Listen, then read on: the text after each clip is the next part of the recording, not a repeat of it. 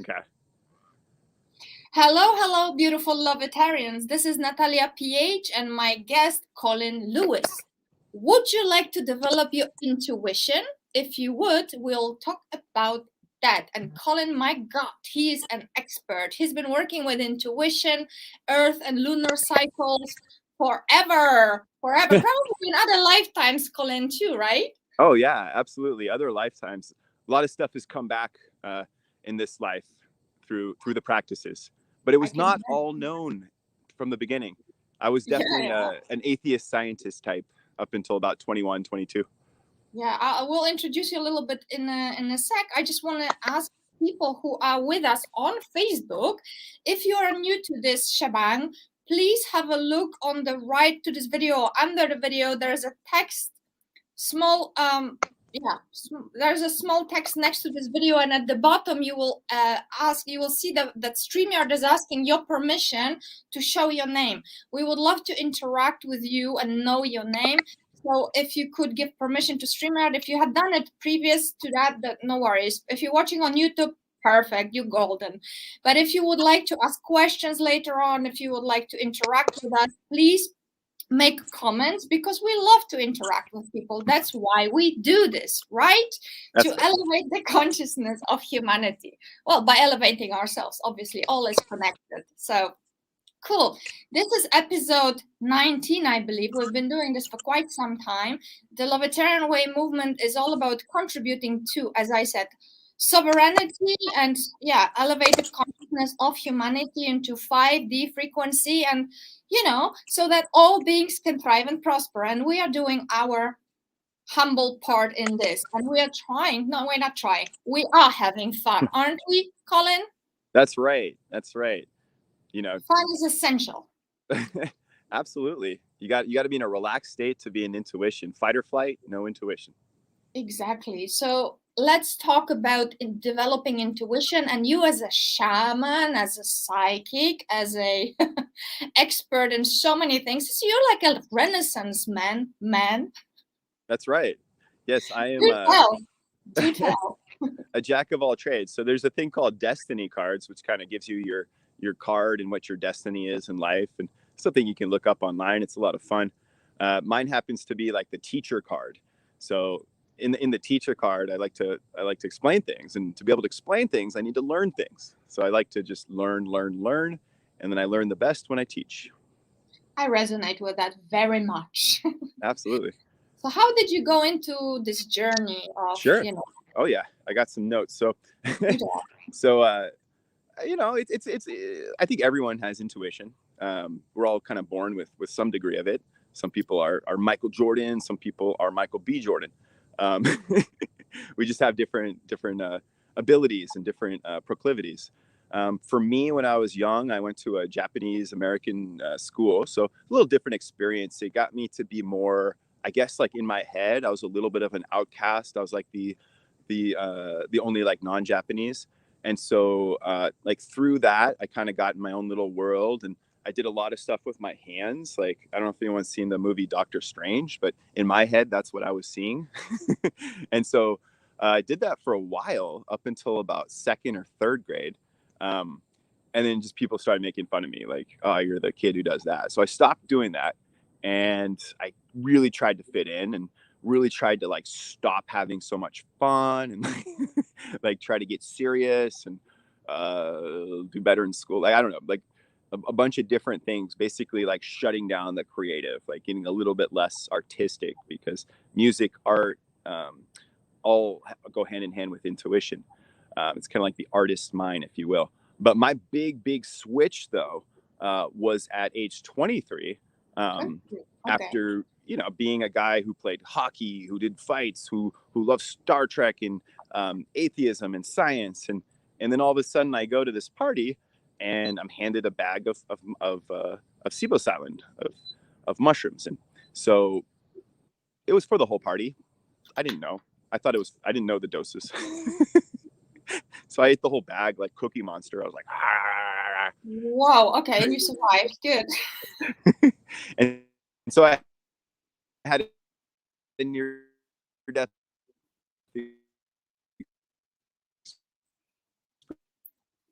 You're breaking up a little bit.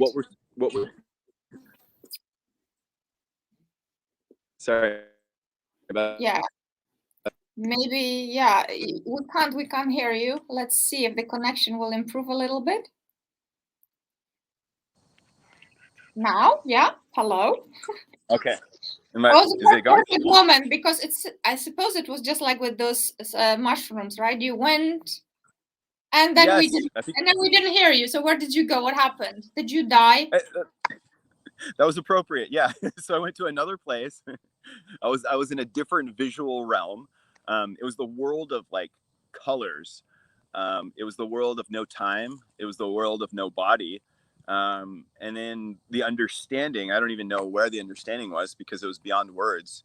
It was that, we're all connected, we're all one, and that we all have these limited experiences. I wouldn't call it to escape boredom, but like something to that effect, like basically to experience nuance. And to experience nuance, you can't be all powerful. You have to have limits. You have to have games, and so that's what we're in. We're in like a 3D game and like a larger, at least that's what the trip told me, and that was my experience of it. And it sounds. I can relate. I had a similar trip with minus the mushrooms. It just happened through breathing and deep meditation. Okay. Yeah, that can happen too. Many roads that lead to Rome. You know that one, right? Absolutely. You can starve. You can go without sleep. You can like spin in a circle for a long time. The Turkish do that. The whirling dervishes. There's so many different ways that don't involve plant medicine, but plant medicine's pretty guaranteed.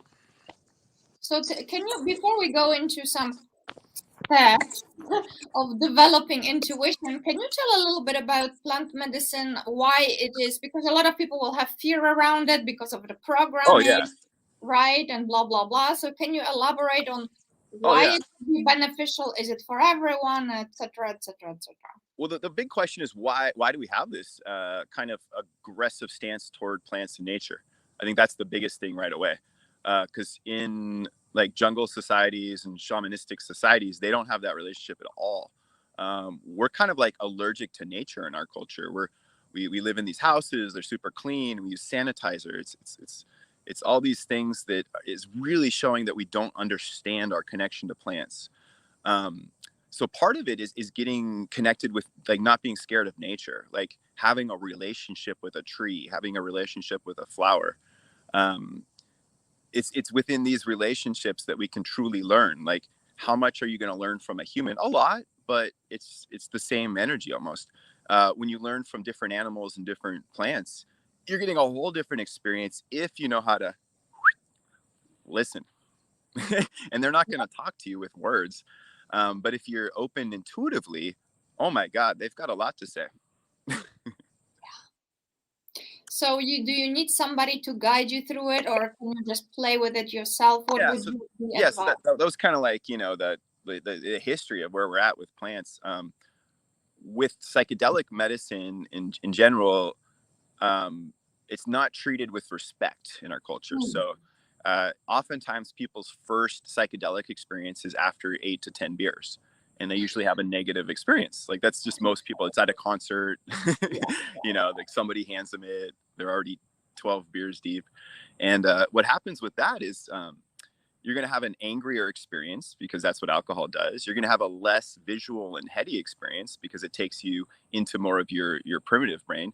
And you're going to have a hard time with it's making you more aware. So you're more aware of the drunk state. So that's going to be a horrible experience. And that's where most people start. If we had people start with a shaman and with an initiation at an age, that's appropriate, it can be absolutely life enriching, life changing, eye opening, everything that we're kind of missing. We're kind of like, we're all trying to buy more things and watch more shows, but that's not going to get people to happiness. You mentioned here, I'm just making my notes, I want to be with you in a moment. So I have this thing, nothing belongs in the head. Head is for creativity, and the head is like an antenna. If I have a thought, it's like less than 2 minutes action, put it on a paper, get it out of your head so it doesn't have to clutter the flow, Yeah. So just hint for the people. It's actually coming from David Allen from Get Things Done. It's a fantastic book. Do you know it? Oh no, Get David Things Allen Done. sounds familiar though.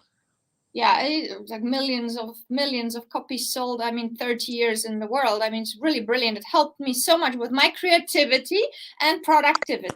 So just on that note, on that note. Okay, but I made a note. You said respect nature. I mean, isn't that the key also, that we think, and it's okay, it's a journey, as we said, winding path, right? We can do whatever we want.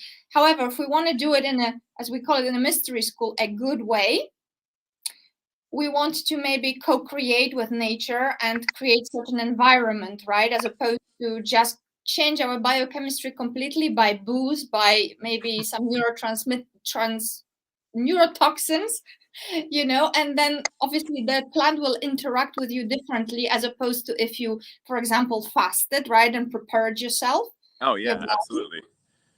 Absolutely. Yeah. What you got going into it, setting what you got in your belly is going to in totally I mean, just let's talk about that for a second. Intuition isn't all in the head. We think of it as the third eye and inside your brain, the pineal gland, but there's a huge component that is heart, and there's a huge component that is gut. And Yes. so if your gut is off, you're going to be off intuitively. Absolutely. And so what if, I mean, I know we are going to be talking about intuition, and that's very much, it's all connected, people. This is a little bit like divine feminine circular teaching here today. Right. I feel inspired to talk a little bit about plants, so just bear with us, right? Somebody says amazing. That's right, Kara. It is amazing. It is magical. So thank you, girl. So yeah, plants, right? So how would you use then plants to help yourself develop intuition? How about that connection? Yeah. So I like it because it's almost a guaranteed opener. So all these other techniques are fairly complicated. You can do them wrong and could be dangerous. I mean, plants can be too if you overdo it. That's why we always recommend working with a professional at first.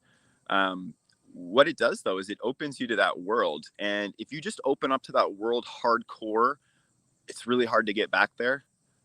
So what I like to do for myself and then with other people is do like light doses at first to kind of get more comfortable with it, and then do a deep dive. And then after the deep dive, then go into what I call, okay, so going into more of a medium dose, and then you hit the peak, and then you're very conscious of the come down. So if you could be very conscious of the come down, you can repeat that without the plant medicine for the come up. Okay. And so that's a way to access it later down the road, because the whole goal with plant medicine is to make you more intuitive without it. It's not to be reliant on it. Or some people think you need to microdose all the time to be intelligent or intuitive, and yeah, it's not the case.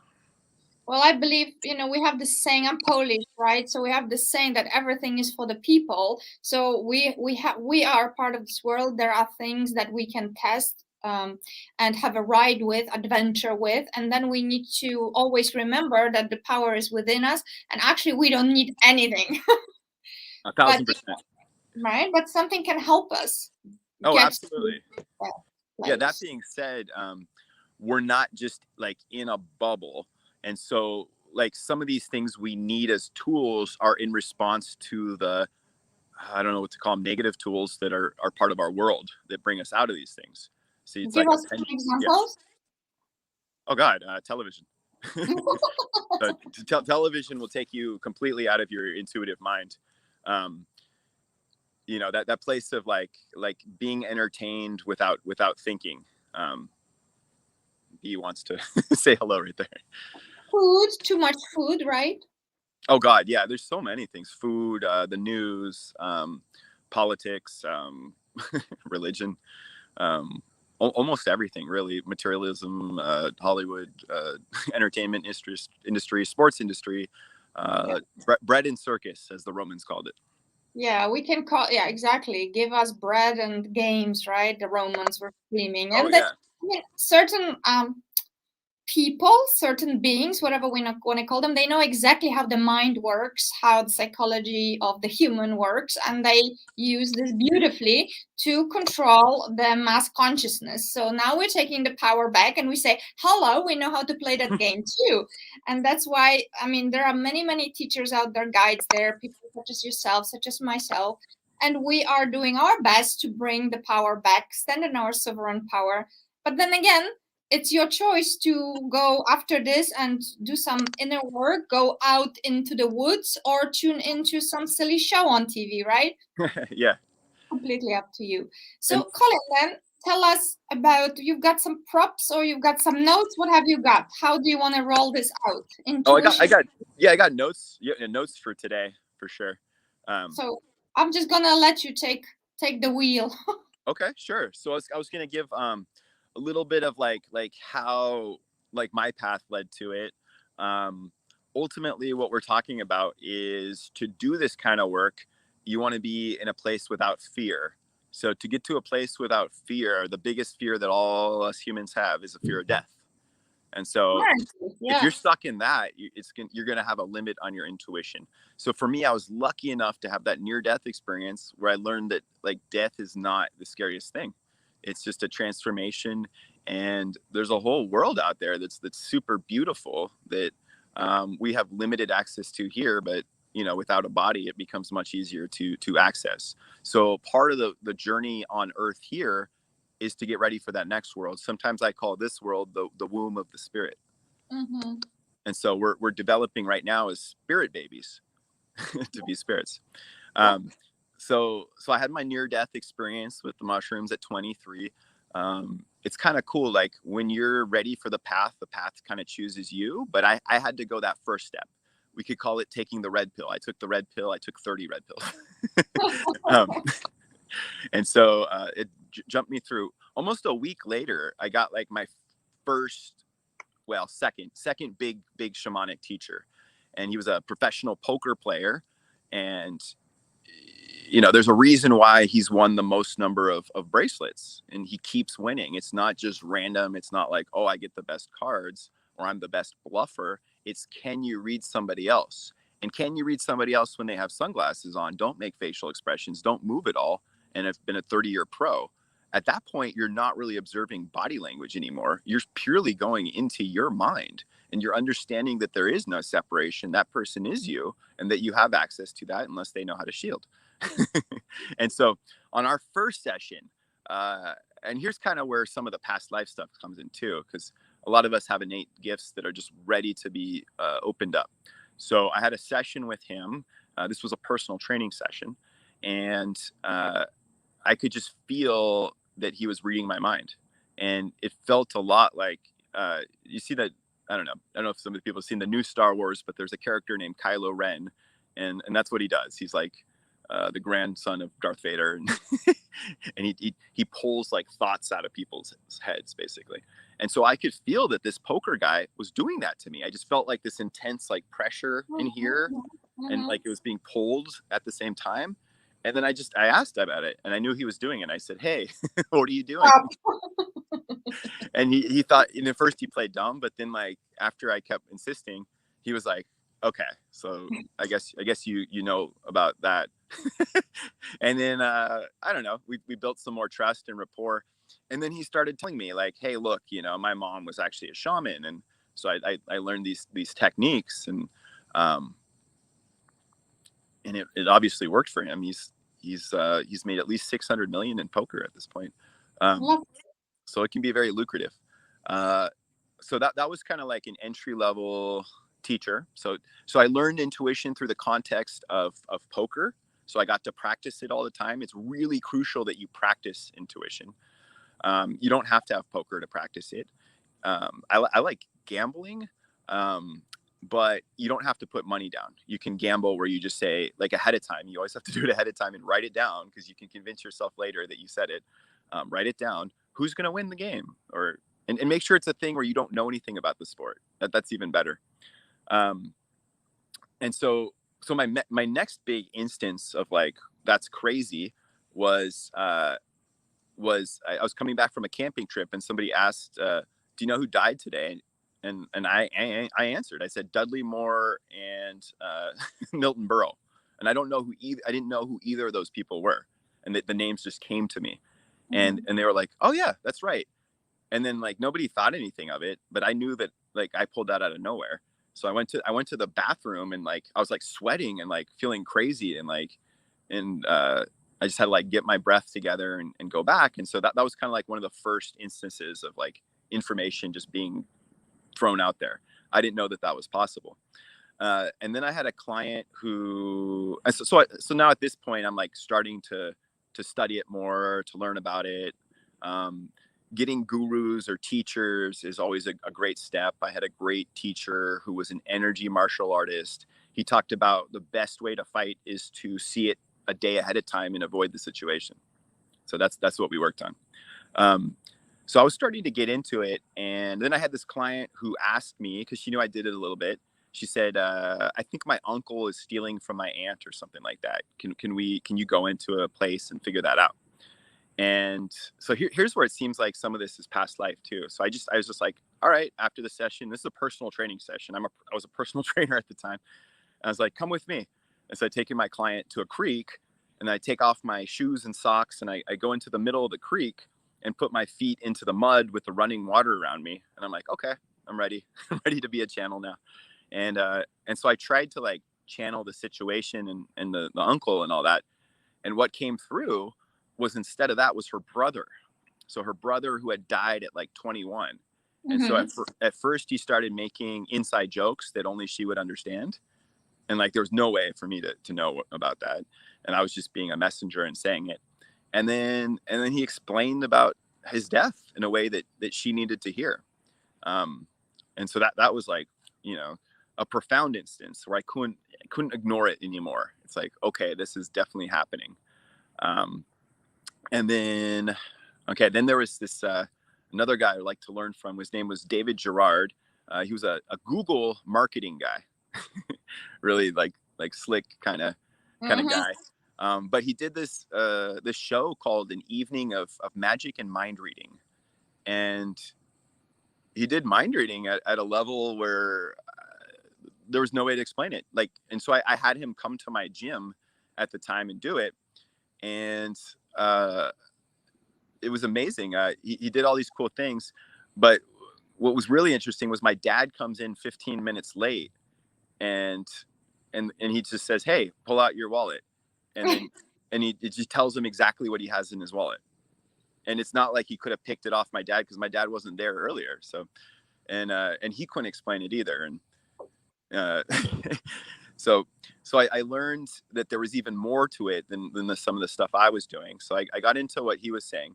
Here's a really good tidbit for people. There's actually a book by Roald Dahl that explains how to do it. And he straight up says in the prologue, like, this is real. This isn't fake.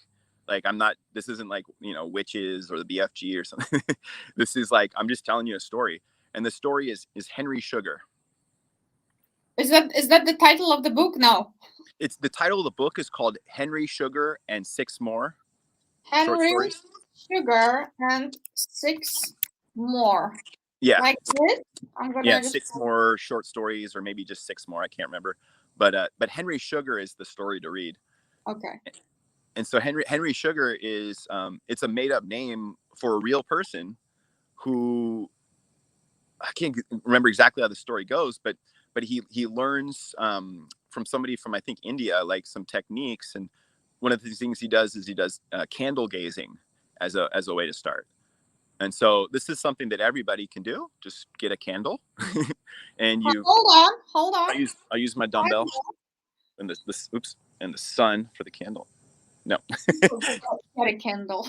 Okay. Oh, you got one. Good. Okay. So you got the candle. So what you do is you stare at it. Okay. So you stare at it to the point where it leaves that impression in your eyes, and then you close your eyes, and then you try to see it as realistically as you can.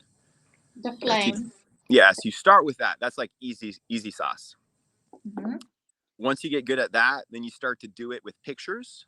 So look at a picture and then close your eyes and like keep that picture. Keep it as long as you can. It's kind of like strength training. It's kind of like resistance training for your brain. Can I? So is it a matter of what kind of object it is? It doesn't matter. It's about your focus. It's about Right. your Yeah. focus. It doesn't matter what the object is. It's helpful if it's not too complicated a picture, but complicated enough. So you wouldn't want to do it with like a smiley face or a Lego or something. You'd, picture of a face is really good because we're good already as humans at picturing faces when we go to sleep or imagining somebody. So it's a good stepping stone. Specifically in the story, he did it with his brother who had died or something like that. And so for him, it was also like this emotional connection. And so he started doing it longer and longer. And then he'd do it without the picture and just summon that picture to his mind. And then he started doing it with pictures he hadn't seen. Okay. So doing it with pictures you hadn't seen and then looking at the flip side of it. So where you can't see the actual picture. And then you start to see it, let it creep in, eyes closed, deep breaths, being relaxed. And then you turn it over to verify it, to make your intuition stronger, to know that you're right. And then when he started to do that, he realized that he could just see cards. He could see cards. So basically, we know everything is energy and it vibrates at different frequency. You are energy, the cards are energy, whatever, everything is energy. So if you begin to trust yourself as that energy source that can pretty much ignore the reality that we experience, the 3D, right? You can go higher. You start seeing things differently with the eyes of your intuition, if you will. Yeah. Yep. And so there's a couple different techniques with it. So he's talking about seeing through the card. That's one way to do it. So one thing is all matter is basically space. It's your decision whether you want to see it as the surface level or if you want to see through it. You can absolutely see through anything with the right abilities. Another way to do it is called remote viewing. So you're taking your astral body and you're going somewhere else while still being somewhat in your body. You never want to leave it fully connected. And so you could do that. So you could take your astral body and go around and look at the cards that way. Okay, there's even another way. Colin, lovely, sounds awesome. And then somebody goes like, say what? So like, how would you do it? Demonstrate. How would you, as like a person who's just on this podcast is like, take my astral what and how? Oh no, I'm giving you the far out there stuff now. The thing I want people to do who are starting out. Take it to kindergarten now. Yeah, so for the kindergarten, start with the candle. Okay. Move on to the picture, and then move on to trying to see the unseen picture. So that's the 3 steps. Get there first, and then these are more advanced techniques. Just giving some greater context of what's possible, because a lot of people are unaware that all this stuff actually exists in our shared reality. And then the strangest way is to actually see through other people's eyes, and that's also possible. Through their eyes, okay. And through their eyes, what they are seeing. Yeah. Do tell. So what shall we be doing? A staring contest or stare at each other, be still, or you can do sneak it on someone. Yeah, so it stays in somebody's energy too. When I used to do massages, I could see somebody's work office, because they're looking at it so much in the day. It's almost like etched in their cloud, if we think of it like cloud computing. Mm-hmm. These are all definitely more complicated techniques. I'll be getting into some of the basics of like developing the aura, I would say is probably a good way to talk about it. So we'll get there a little bit later. Mm-hmm. So the Henry Sugar is a great book. That technique is a great way to start for kindergarten, first grade, second grade. Oh yeah, so the Henry Sugar and the 6 was actually not the title. I just put it in. So Henry Sugar. So it's book number 1, people. Yeah. By what? How do you spell? I mean, I know the author, but how do you spell it? I forgot. R-O. R-O-A-L-D. You're like a fireball, man. Again, R-A. R-O. O. A. L. L. Thank you. So Roald Dahl. With double L. Oh. And then D-A-H-L. Yeah. And then a lot of people don't know his history either. He's a really interesting guy. Yeah, I've heard about him. Tell a little bit. Yeah, there's actually a really good drunk history. There's this TV show where people get drunk and talk about history. which describes his life. He was, besides the part that everyone knows, that he was a, you know, well-to-do English guy, a tall guy, charming guy. He was actually a double agent. Yeah. So he was like a spy. Like he would go to like elite cocktails and gain information, and you know, very charming with the women, and sometimes would gain information that way as well. Well, all is fair, right? I mean, he had an interesting life. Let's put it that way. Yeah, I can imagine. Okay, so this for you guys and girls, if you want to develop your intuition, start with that awesome book, Henry Sugar by Roald Dahl. Roald Dahl. Roald Dahl. Okay, cool. And he hides a lot of magic and stuff in his in all of his writing, really. He's an interesting cat. So back to where, like, when I started, because a lot of people don't start their intuition journeys properly, in my opinion. And it's not that they don't get to the same levels. It's just I like to start with safety first. So grounding and shielding are keys to starting your psychic journey. I agree. And so, can I just for a second, because you know I had the other experience where I was levitated by somebody who did not do a proper training, and things happened, and then I was almost dead for 3 days. So do it properly. Do it properly for your safety. Yeah. That sounds like an interesting story. I'll tell you some. Yeah, my Kundalini awakening. Oh my God, man. Oh yeah, that's a whole. That'll shock you. Yeah. So safety. So safety. So grounding and shielding. So grounding can be just as simple as sending an energy cord, in a meditation into Earth. At the very simplest level, my energy martial arts teacher, he would say, just put your attention in your hips. If you could put your attention in your hips, that's a way to ground. Hips and feet. That earth connection. Earthing is great. Barefoot is great. Just picking up rocks, hugging trees, all that kind of stuff is great for grounding and getting connected and getting out of your head. Exercise, eating, these are also ways to ground. Shielding. So shielding is super important. So, you know, my first instance with that poker guy, it's like I didn't have any shields up. So he was just in there picking stuff out. On the converse side, I've seen amazing international speakers who have complete shells. Like I've tried to like go in there and it's impossible. So that's what's beautiful, is if you understand this stuff, you can get a place where like your eyes aren't going to be seen through. Like you're not going to be read. And that it's something that could come in handy, especially if you have enemies that know this stuff. There's a word called bruja, they call it in Peru. So there's, people that do nefarious things like love potions and things that are just silly, that don't benefit all, that don't give people free will. We always want to keep those two elements when we're doing ethical intuition, ethical magic work. Shielding is about understanding your aura. So I like to start this one with the hands. So you just kind of bring your hands in. Oops. Bring your hands. There we go.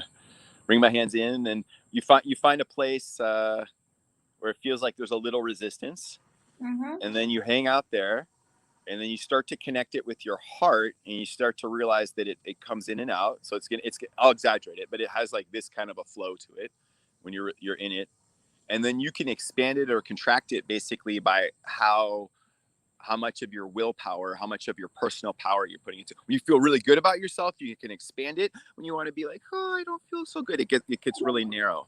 And you can use this in life. If you want everyone, let's say you're walking into a party, you want everyone to notice you. Big aura. You walk into a party, you just want to grab some chips and leave. Little aura. Nobody will even see you. And then again, it's protective as well. On that note, why not? Why won't I give them one? I'm studying energy medicine with Donna Eden now. Oh, do you know her? She's really cool.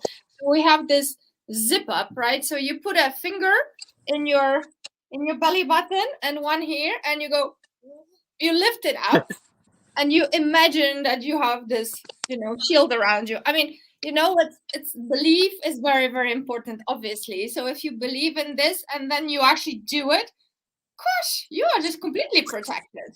Absolutely, yeah. Symbols are not universal, I found. Yeah. Some Reiki teachers teach like symbols are universal. I find that it's more like what you resonate with. If you resonate with that symbol, if that symbol means peace to you and it means war to somebody else, it doesn't matter. It's what it means to you. Well, that, I mean, quantum physics for me, it's Yeah. all about, you know, perceptions, and we are co-creators of our reality depending on how we focus, huh? Absolutely. There's no On way to prove that you're not just having a complete experience with no external reality. yeah, Colin. I wanted to call you Kevin. Is your name Kevin too? Maybe in the past life. Maybe. Or So future life. Kevin Colin. Before we go too far, this was great. Let's answer this question because now somebody Yeah. woke up. Hello, Jackie on mushrooms. Wait, We're what? gonna come into, yeah, shielding. We're grounding and shielding, but let's go back to mushrooms for a sec. Okay. The opposite. No, I'm kidding. Yeah, why No, not? it's important to be grounded and shielded when you take in mushrooms. That's for sure. Yeah. Can you see it? Oh, the question. Okay, a little bit of the subject, but when you trip on mushrooms, when you see the visuals, do they mean anything? Symbolic signs? Yes, absolutely. So it's a question. One of the big questions is the other side something other than yourself? I mean, that's the first big question that I always have. There are times where I feel like it's my higher self, and then there are times where I feel like it's a completely separate entity, whether it's the entity known as the mushroom consciousness itself, and that's a thing. I mean, that is definitely a thing. There seems to be like a hive mind for mushrooms. Yeah. So yeah, it is, and you've got to find the meaning within you. And yeah, so this, and then back to the symbols. So the symbols, let's just say that it is separate entity.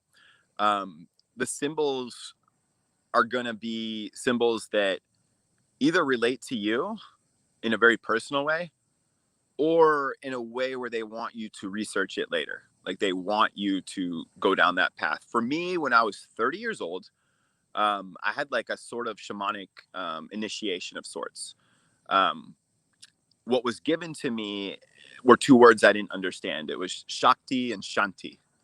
And I never heard those words before. It meant nothing to me. I looked it up later and understood that it was like, you know, peace in the universe and kind of Sanskrit type of words. But yeah, the symbols are going to be either in one of those two categories. Did we answer the whole thing? When did you mean anything? Symbolic signs that the other side wanted to know. And yet, yes, it absolutely wants you to. That's the whole point, is to be in communion with, you know, whatever you want to call it, a higher power, your higher self, God, mushroom power. It's all higher consciousness. It's all information and communication in higher dimensions. And oh my God, the symbols are everywhere. We live when you're on mushrooms, a lot of times, I think this is a common experience because I've experienced it with other people, and people have told me independently. When you look into the sky, you almost see this like hexagrammal kind of 5D energy lines, and right there, like that's a symbol of sorts. Yeah. Sacred geometry pops up all the time. Well, I mean, honestly, like the deriving from the derailing from the topic, but maybe not. It's a winding road. You know what? When I'm working with the dragon's consciousness, I go for a walk, and then I see huge dragon form from the clouds. You know, it's like, and what is that? Other people, do they see that? No, they will look at the clouds and be like, nothing. I see a dragon. I tell my husband, look, and then he can see it. I don't even have to tell him. He sees it. So it's like, you know, I'm a shaman to him. Do you know that story about Columbus, right? And the ships? Yeah. Right? So it's like the native people were not able to see the ships. They did not have the software, right, and their hardware, but Shaman was very connected and he saw them. Then he translated the language to them, and then they saw it, right? So in another way of saying it, that we will see what we are ready to see. We see depending on our stage of awareness, etc., etc. So if you believe, Jackie, by asking that question that it means something, well, defo. I would say. But you've got to find it within you in a way, no? And Colin, do you not find that we often know what we really need to know? It's just that we're not trusting ourselves. Absolutely. You know? Yeah. Those who were seen dancing were thought to be insane by those who could not hear the music. Yeah, exactly. No, 100%. And I just posted on Facebook today. I said, worms don't believe that anyone can see, because they can't. Oh my God, no, I've got to say it. Okay, check this out, Colin, Jackie, Kana, whoever is listening. Talking about bugs. I love having conversations with you. We're like blah, blah, blah, all over. This is so cool. Yesterday, I mean, I am, if somebody knows me, they know I am a clean person. I love beauty. I love clean. I like chaos. However, my environment, I like clean, clear, artistic, clean chaos, whatever. Not dirty. There's a difference. Yesterday, okay, I was not feeling good for 3 days. Oh my God, what a ride. A roller coaster, energetic. For me, it was just my ego was on a mental journey. And I've learned now that I need to just observe it, just be like those clouds in the sky. Okay, this is this moment in the roller coaster of this journey of awakening. I'm just releasing a lot. I'm healing a lot. I'm not going to fight it. I'm just going to roll with it. So then, seriously, Colin, I get up from my couch and I swear, from somewhere, heaven, in the house, drops a giant cockroach. You would call it a roach, right? Oh, God. So what in my house, cockroach? Are you kidding me? And you know what? And it just sits there. I was like, oh, hello, gross. But then again, I was like, this is weird. I live here 8 years. I've seen 2 cockroaches in my life, okay? I was like, what? This has to be a sign. So instead of going like, this is nasty, mean, I'm gonna go deep within because this is telling me something. And I'm on this journey for three days. I've been feeling like poop. And then I go and I check what is the spiritual meaning of the cockroach totem. Oh my God. And it's all about, they represent resilience, very awesome animals, really. I mean, they show us like, okay, you're going through something, you can find a way, just stick to it. And then some belief systems actually tell us that they are about wealth, prosperity, good news. And I was like, that is very interesting. And you know what was also interesting? This cockroach, it didn't escape. I mean, they normally move like crazy. It was just sitting there. I'm like, hello, friend, can you wait here? I'm just going to come back with something and I'm going to kill you. Is that okay? Because I don't want infestation. And then it just sits there. So then I went within and I researched. And I'm like, okay, I'm just going to research. I'm going to just sit with myself. And I got all those meanings. And then I opened my eyes. Poof, it's gone. Right? I was like, thank you, teacher. It was amazing. So absolutely, yeah. Animal totems pop up a lot. That's another way of giving us information. Yeah, be mindful of what animals are coming into to be shown to you. And also, I believe, Colin, I mean, hold on, because I'm just doing the 2 things at the same time while I'm very present with you. I believe that everything happens for a reason if we give it the meaning that we would empower us, because we can give a meaning. I mean, I could have looked at this thing and I could have said, gross, disgusting, I'm going to just squish it. And it's a horrible omen. So it is very largely, right, up to me how I'm going to tune into it, no? Oh, absolutely. It's to some degree, it has a placebo type effect. Yeah. It's like you said with the people, like, if they believe something, they believe it. If they don't believe it, I mean, literally, like one of my friends who is a medium, angels told her, we could just manifest your dead mother in here in 5 seconds and you would question it 5 seconds later, So here is the magic. Okay, here is the transcendence. Here is, the transmutation. And what you're going to do, you're going to accept this gift, or you're going to go and get in your mind and question this. No, that never happened. Oh, absolutely. That like with that magician who told my dad everything that he had in his wallet. I asked my dad later. He's like, nah, I don't believe in it. Like, you literally had somebody like viscerally do it. Well, there is this thing, being Polish, I don't know about what your people are like, but Polish people, most of us, we are very skeptical, and Yeah. nobody feeds us with shit. And we're very proud about that. It's like, oh, don't be so Yeah. gullible. And that is a blessing and that is a curse, Yeah. because I had to develop a lot of trust and surrender, right? Because Absolutely. you're going to question every single thing. Oh my God, how can you live magic? Right. And it goes back to shielding too. You can create too strong a shield too, and you don't get the good stuff in, because there's a lot of good stuff too. Exactly. And that would be perfect segue into continuing with your story, Colin, because we Totally. digress. Yeah. Shielding, Yeah, grounding, the shielding and really, like, what we're talking about, like, to get into the intuitive, we're talking about chakras. And so if you're just looking at the basics of chakra, chakra 1 is about safety, security, fear, adrenal glands, all that kind of stuff. Chakra 7 on the other side is all about the opposite of that. It's like as close to just being asleep as possible. It's the dream state. It's the relaxation state. It's the healing state. It's the theta state. And so one of the best all-time psychics, where I don't know how anyone cannot believe in it after reading about Edgar Cayce, but Edgar Cayce has thousands of documented multiple witness events where he predicts things, where he tells people, specifically medical intuition was his biggest gift. Yeah. He would tell people what diseases they have when they didn't know it. He'd tell people what diseases they were going to have. And he was accurate, very accurate.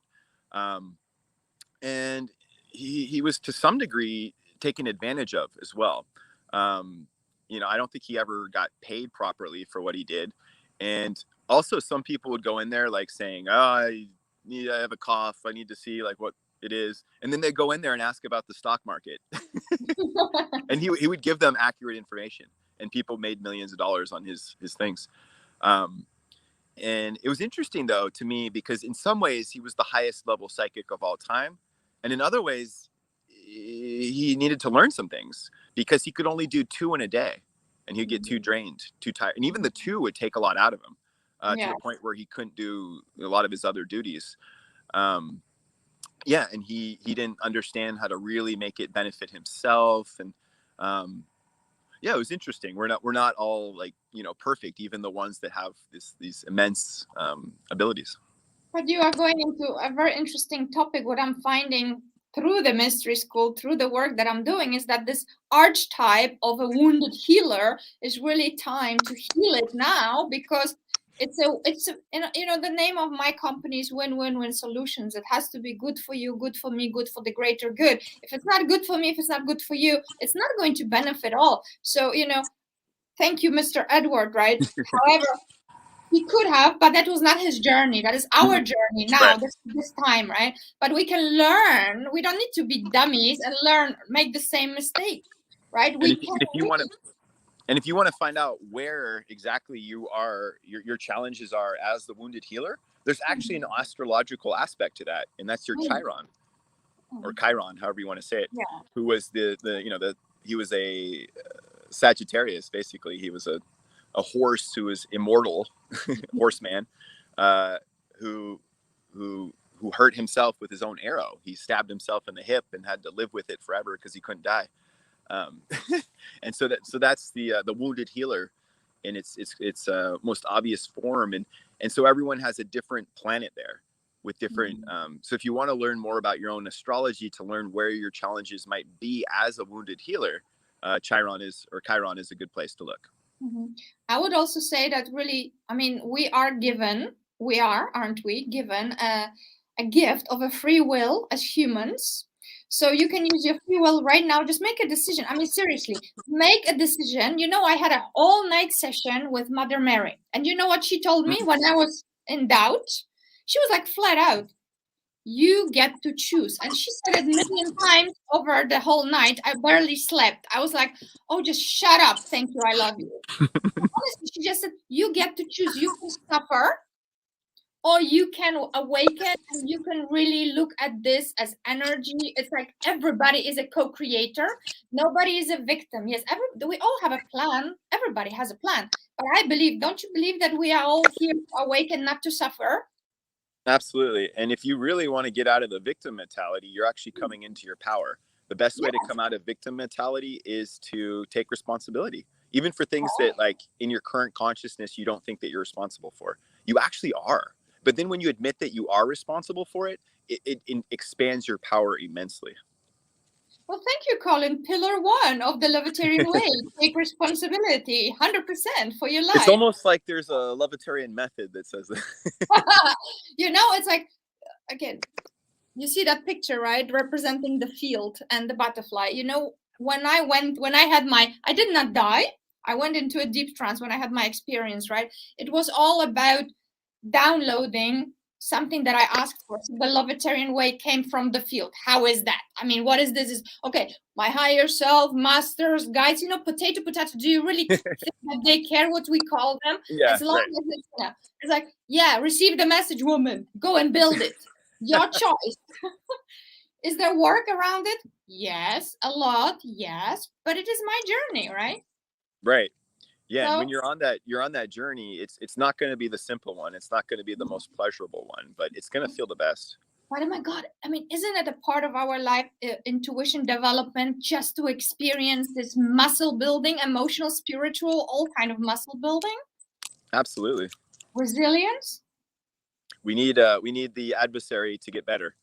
You know, we always want to eliminate every problem. Like, I always hear, like, societal issues being dealt with like that. We got to eliminate poverty. We got to eliminate this, that, and the other thing. And it's like, you're not. you're just not. I'm sure you also, I mean, I don't know you that well, but you also have a little bit of that wounded healer, or did you completely heal it? Oh God, I don't think that you ever completely heal, like, because like, I want to completely heal it. Yes. Because... well, first there's yourself in this life, and then you have to do, like, you know, generational healing, and then you got to do past life healing, and it sort of becomes endless.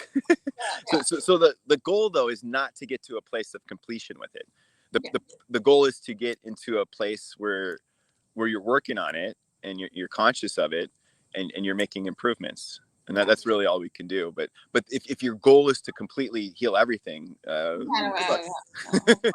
you know, I'm not. Maybe some people are aspiring to be Buddha or Jesus. We are all, I believe, not training. But even Jesus, he didn't solve everything. No. Romans were still very much in charge. Like, hello.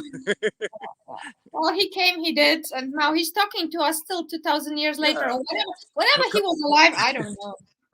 Caligula came after him. Yeah, exactly. No, I mean, also, you are a joker, so that's cool. Also bring some joy into it and laughter into it, because if we're going to be also serious, we're just going to kill ourselves. Exactly. And the serious gets back into less intuition, because that puts you in the fear state. And it also puts you into a state where you're trying to hold yourself. So I see people do this all the time. They're just, we're never moving. Actually, we're trying to hold ourselves, like, steady. We're trying to, like, not say things all the time. We're trying to not have emotions all the time. Like this morning was a great example. So I'm driving, it's dark, I'm driving to work, and God, speaking of the wounded healer, there's a wounded deer.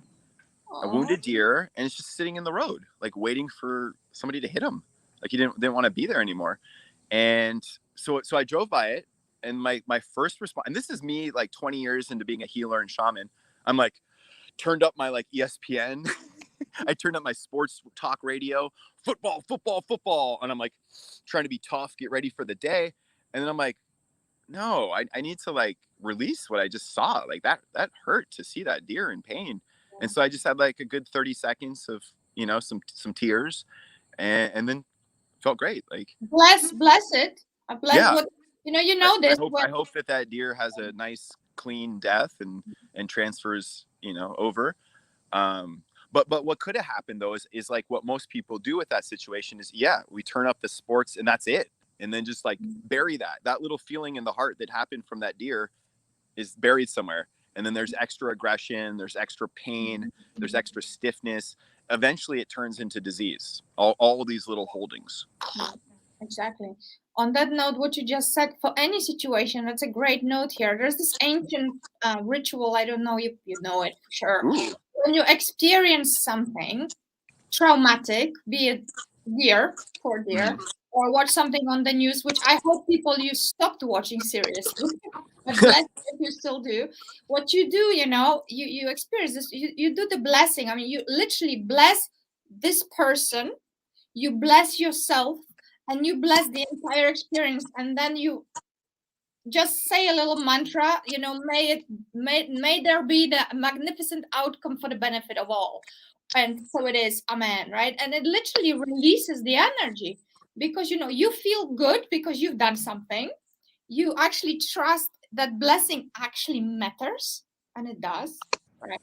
You send love and light, the energy, and you need to do it to all the parties. So whether it's the person on the news that is hurt and raped or whatever, you bless them. You bless yourself for being dumb enough to watch it, honestly. You bless the broadcasters, you bless everybody. And then you just close this, you do a little ceremony, and then you let it go. Instead of what you just said, right? Put it in your body. Things buried alive, they never die. They will come and fester sooner or later, right? So, yeah. Thank you for the deer image. I bless you, Colin, for bringing that into my consciousness now. And so, cool. Yeah. And so, yeah, so it was dark. It was dark in that morning, and it gets lighter, and we experienced that rising of the sun.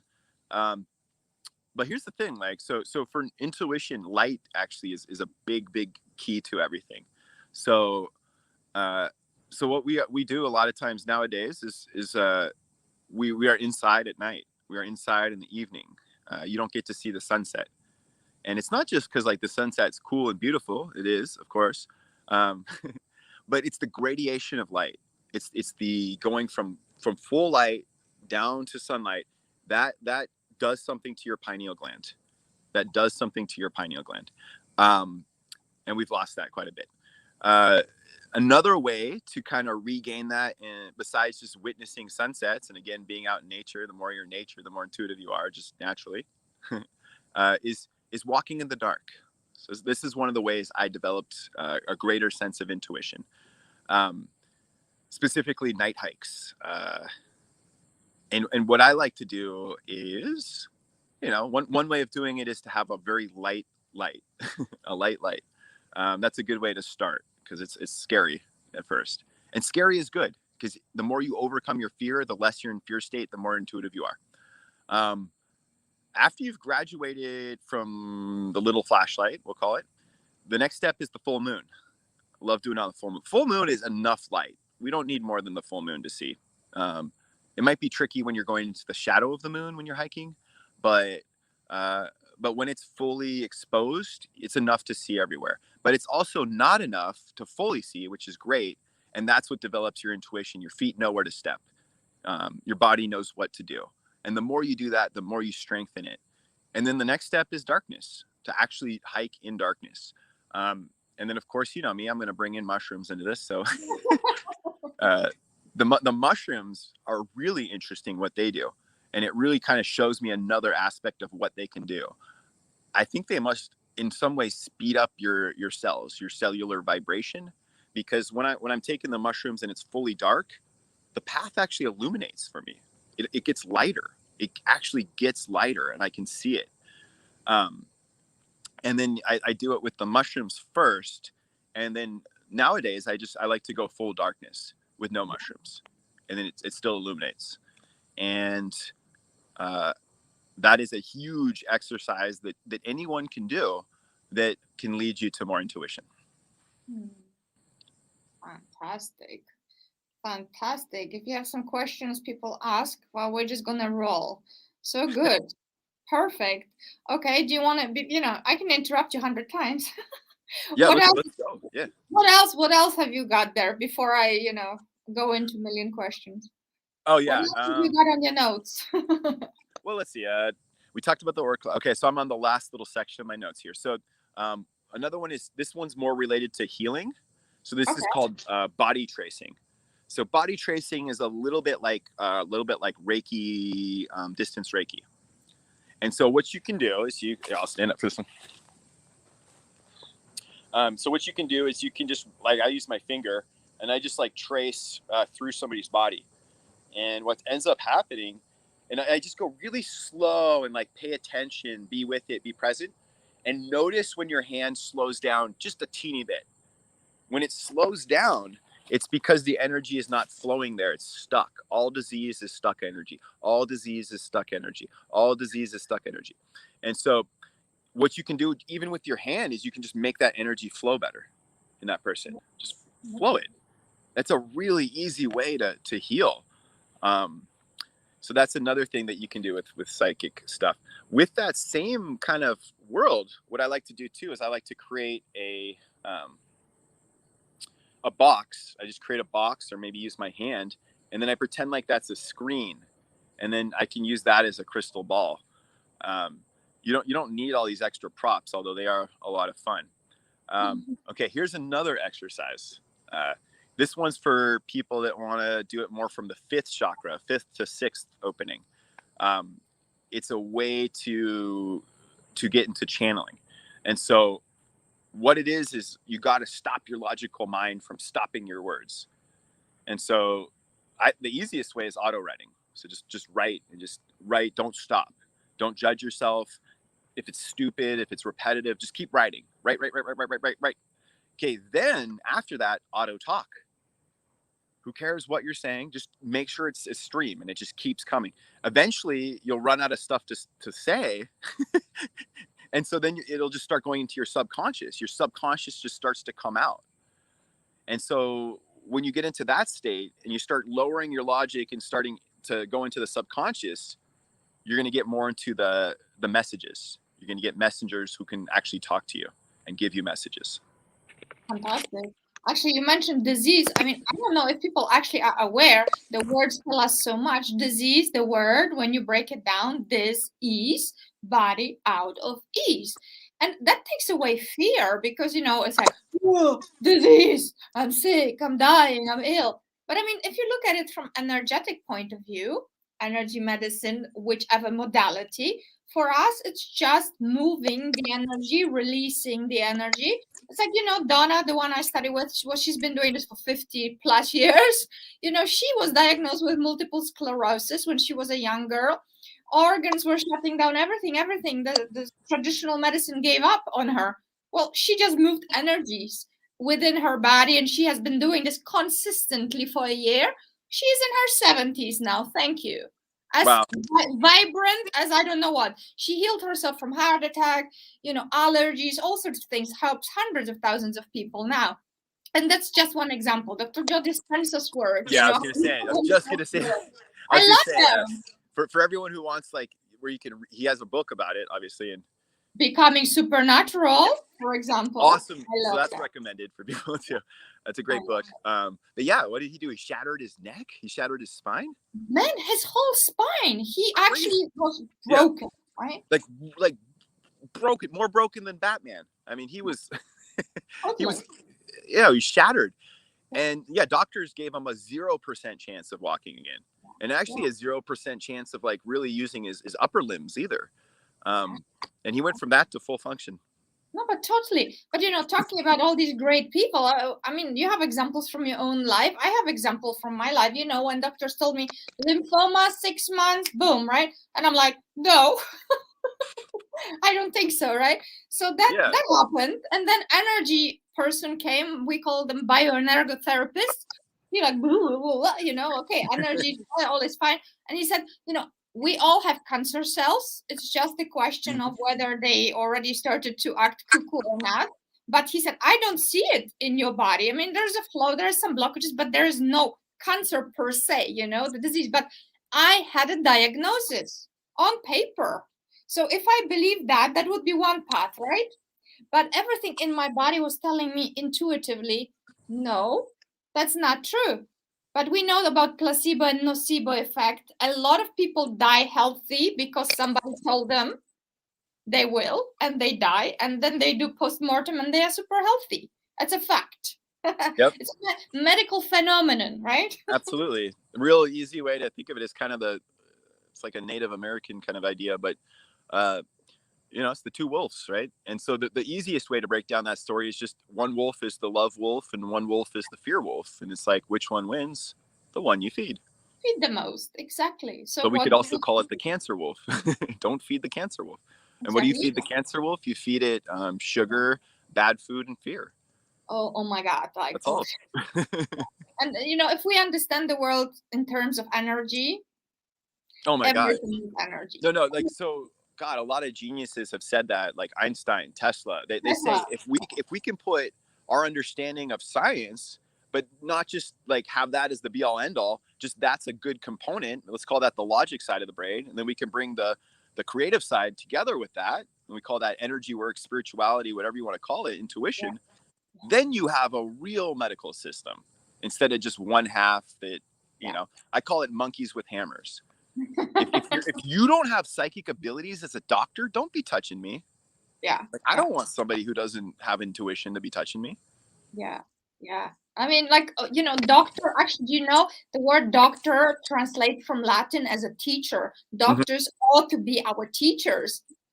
They are the Deepak Chopra calls legal drug pushers, right? Right.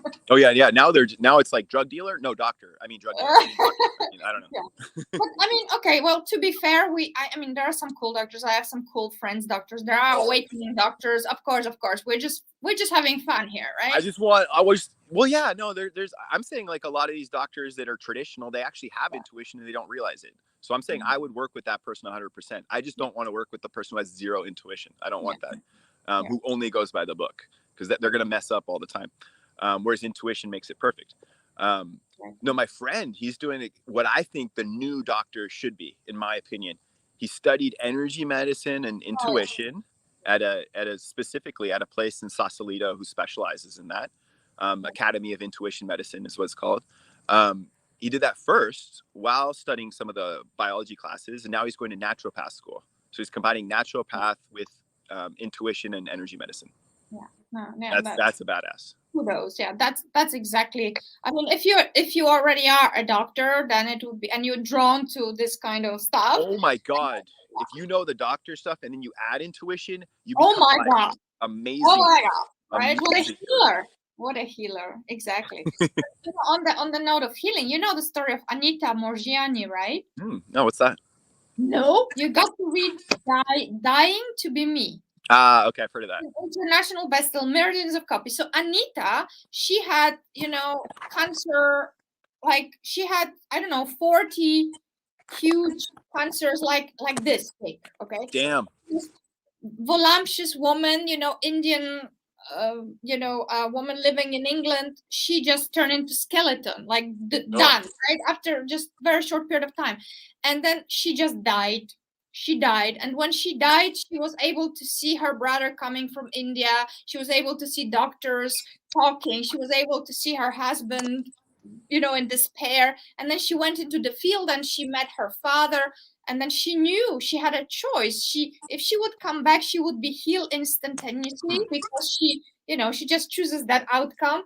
And she was told to live fearlessly. This, what gave her cancer was nothing but fear, okay? Because all her friends died from cancer, and she was freaking out that she's going to manifest it while eating her salads, funny enough. Right? Oh, yeah. So if you eat salads because you love them and you love your body, awesome. But if you're eating salad because you're afraid, you may as well eat, whatever else. Totally. Because that fear, right, will program you. Yeah. So she came back. Yeah, sorry. What did you say? Oh, I was just going to say George Burns lived to be over 100, and he ate a hamburger and a cigar every day. Not saying that you are. But he loved his life. He loved his life, and he was in love when he was eating it, and he had, So that part's almost just as much as the actual food you're eating, like what you're saying. Well, I would say, I mean, I'm not here to argue or convince anybody. From my own life experience, having 22 years of eating disorder, which I overcame by becoming aware of that mental construct that was running my life and that false image of myself that I was holding.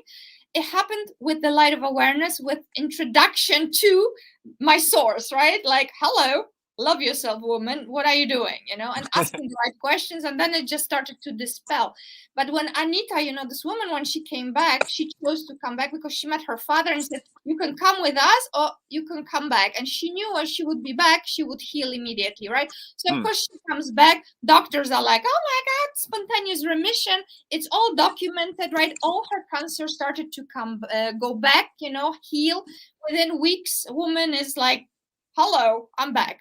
And now, since then, it was years ago, since then she's going around the world, millions of copies sold, preaching self-love and living with courage, with joy, fearlessly.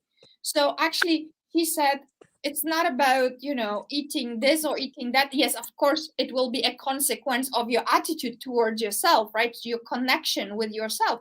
But it's not about what certain, even honestly, even health industry is an industry. This whole organic, everything is an industry, everything is an agenda.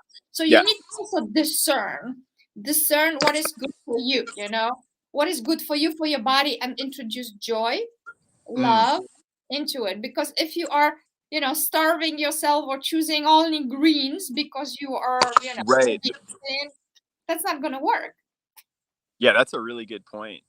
Yes. And it again goes to that whole thing of like, it's just the material, because that's where that thought is too. It doesn't matter what my mind is doing. It's just like, if I eat these chemicals, and it's like, no, it matters what your mind is doing. 100%. Well, I mean, like, we're intuitive beings, you need to tune into inner knowing, and all of us, we are guided, but we need to shut up, get grounded, right? As you said at the beginning, shield yourself so you don't, because, also sometimes, Colin, as a psychic, that you might pick other people's energy. Oh, So yeah. what is that? Is that coming from me or is it coming from somebody else, right? Oh, absolutely. Yeah. So I mean, it's a practice, isn't it? Yeah, as an intuitive, sometimes you need alone time too, because you might be taking on other people's energies and personalities and stuff like that. So it's a good self-care practice to have that alone time, especially as you become more opened up into the intuitive world. I saw this great quote: empathy without healthy boundaries is self-destruction. That's a great concept. And that's where we all come from too. Like, we're all like altruistic in a way, and we want to like help people. But if we're doing it in a way where we're not serving ourselves, it's not actually helping them, because it's a zero-sum game, and we don't want it to be zero sum. We want it to be a win-win-win, as you say. Yeah, definitely. And I love to tell this in my workshops all the time. Like, when you're on a plane, they tell you, in case of emergency, put the oxygen mask on yourself first before you attend to your children. Yep. Even, right? Because what can you do if you're out of breath? Totally. That's a really good point. Yeah, and that's the same with being true to yourself and to your inner knowing. I mean, it never lies, intuition, does it? If you're in it, okay, so that's true. But here's what I found very specific Here's the to truth, that is that you have to know when you're intuitive and when you're not. And the only way I've actually discovered this is through sports gambling. And so what I've learned from it is, when I'm in the right state, when I've meditated, when I'm relaxed, when I eat the right foods, when I'm I haven't drank in days or whatever, it's on, and it's 100%. I can predict the score. It's hard to know when you're not in that state, because I can also kind of feel like I'm in that state when I'm not, and it's usually when I'm rushed is usually when it is. And then it's a false intuition. So part of being an intuitive that's useful, not just like where you randomly get stuff occasionally. That's a good first step, but is learning how to turn it off and on, and learning when you're in it and when you're not in it. So that's one of the biggest keys of just turning it on. For a lot of people, it's hard just to turn on, but once you've turned it, and for some people it's not. For some people it's the opposite. It's like too turned on. But this is what you want to learn how to do. You want to be able to turn it on and off on command. That's what shamans know how to do. Well, give us some tips, man. Don't leave us hanging. I mean, I learned it the best was in ceremony. It was like being on a psychedelic and then having to attend to others. That was like the best way to like really learn that, because you have to. There's just no choice. It's like learning how to be on a balance beam on a cliff or something. It will be ingrained forever, like that. Another way to do it though is just to turn it off and on demand. So just having that practice, being like, from 9 to 9:30, I want to like really turn it on and open up, and then at 9:30, I really want to close it down. And then, I mean, because the thing is, with intuition, you don't want to be turned on and open all the time. It's not fun, really. I found out in my mid-20s that I'd actually like shut it down on purpose. It was at a time where I was trying to get it up to a high level. And then I had an experience where I realized that, oh, it was actually me who said to turn it off. And then there's a lot of yous. There's a lot of me's. There's a lot of yous. Part of the once you get past the 3D, you start to realize it. Yeah, I mean, honestly, yeah, create some healthy boundaries. Otherwise, we came here to have an experience as humans in this lifetime, and if we're just on 24/7, oh my God. Yeah, you will burn out. No, you will. Have I burned? Jesus Christ, Mother Mary and whatnot. So, I mean, enjoy. Yeah, what were you saying? Oh, it's just like, yeah, with all the chakras, you want to go through your chakras and be in them at different times, but you don't want to be in any chakra all the time. Like, you don't want to be in second all the time. You don't want to be in an emotional, sexual state all the time. Some people are, but you don't really want that. You don't want to be in a heart place all the time. If you're in a heart place all the time, it's really hard to get things done. Not that you say you can't have an element of this all the time, but I mean, like, really focused in one of these chakras. You don't want to be in talky logic place all the time. You don't want to be in thinking all the time. You know, so it's against the flow. And same thing with psychic. You don't want to be in psychic all the time. These are all just tools and different parts of the instrument. No, totally, 100%. It's like 2009, the beginning of my awakening, conscious awakening, because I had to make a decision. Okay, let's work on this awakening, because for some people it just happens. Other people that are very much in the mind, and we've been trained throughout our childhood to be this mind worker, right? Make things happen, do everything. It's like struggle and fight and compete and right. So I was like, okay, let's accept this gift now, because I had a vision in 2009 and I was in the field, blah, blah, blah. And then the voices, I call them angels, went like, when you're in balance, we shower you with infinite abundance. So balance, balance, balance, balance. Not too much of that, not too much of that, not too much of that, not too much of whatever. And let there be a flow, That's right. Middleson. Medicine. Medi, the middle. Exactly. That's right. Again, the language gives us tips, right? I'm sure it's something different in Polish. Actually, środek, yeah, but it actually indicates the same thing, right? It indicates that middle. Exactly. Yeah, find the center. That's where you're going to be healed, and that's where you're going to be psychic from. You're not going to be there forever because you can't, but that's the place to be centered. Yeah, and from that place, you go for your little sprints, right? While you continue on your marathon. That's sometimes right. We've got to go like this, and sometimes we've got to go like this, right? Okay, well, as always with us, we're way over an hour. We're 1 hour 17. What would you like to end this beautiful discussion with on intuition development? Like final words, please, in this episode. Final words are... start off with grounding and shielding. Learn the basics first. Go into Henry's sugar. Develop a relationship with nature and plants. And that's a lot. That's a lot to start with. Don't be hard on yourself. Love yourself. Love others with boundaries. And just be excited for your journey. Because all of us, we're on a journey, and we're going to expand, and consciousness is rising, and it's as much as we can stay in love with it, as much as we can take in. Beautiful. Thank you very much, my friend. I'm going to just say a few final words, and hold on with your trees. It's a nice view there behind.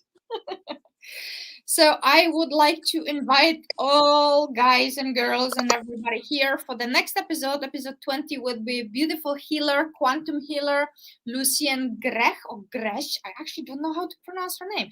She's from Britain, and we're going to talk about how thoughts and feelings, emotions actually influence others in the quantum field. So that will be very, very interesting. And another thing is, of course, if you would like to contact Colin, he offers... Colin, what do you offer? Do tell. In your magicdelic.com, what do you offer? So I am an intuition coach, a psychedelic guide. For most people, we're probably going to do like a Zoom session. So it's going to be more on the intuition coach level. So I can either, if you just want like answers and a reading, I do that. Or if you want to learn how to do it yourself, I also do that. So contact me for either one. And you do those fun tarot throws also. Yeah. So the readings, I do a tarot throw thing. So so that the field of energy, it's influenced by the energy of your mind, and so that can actually change the way cards flip. It's really, it's wacky to get into the explanation of it, but it's something that I've been able to do for the last couple of years super accurately, and the cards are just there as kind of a fun thing to get me started, but then the real information just starts flooding through. Yeah, and guys, girls, tune into the episode. Go to YouTube, the Lovetarian Way channel, and there are all the episodes there. Well, on Facebook too, but easy to find on the Lovetarian Way channel on YouTube. And there is one from August, I believe, where we were playing and we were doing those throws, tarot throws. That was a lot of fun, right? Absolutely. Yeah. So they can focus on medical questions, financial questions, relationship questions, really anything you're interested in. Great. So that's from Colin. For Natalia has just launched, bravo, first online course of the Lovetarian Way. So if you would like to join us online, join the movement. It's very affordable. It's like so cheap, it's ridiculous. But it's good value exchange, right? Win, win, win, win. And there's a web class that is like 1 hour and a bit. And, that's for free. Learn from that. And then maybe join the course. That's really cool. And Colin's website is here, and we will be back with Colin, well, in divine timing, knowing us, probably 6 weeks or so. Yeah, that sounds about right.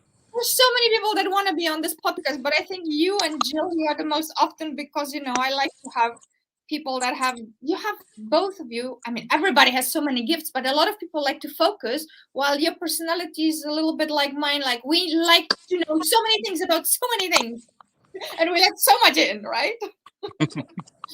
So yeah, let's see what we're going to talk about in maybe November. Oh yeah. Cool. Awesome. Thank you so much. And it's just the weekend, so have a good one. You as well. Enjoy yourself. And yeah, and we'll talk soon. And guys, tune in to the Lovetarian Way channel. Find us on YouTube. Go find Colin now. Colin Kevin. Colin. I like that one. You look like a Colin, but you could be Kevin too. But Colin, yeah, Colin is you now. The car. Caca. Cool. Okay, well, thank you, Master. I will see you again in a few weeks, and you have a cool day. And namaste, everybody else. High five. Oh, share this podcast everywhere, of course. Share it. Share it. Spread the love. Yes. Thank you.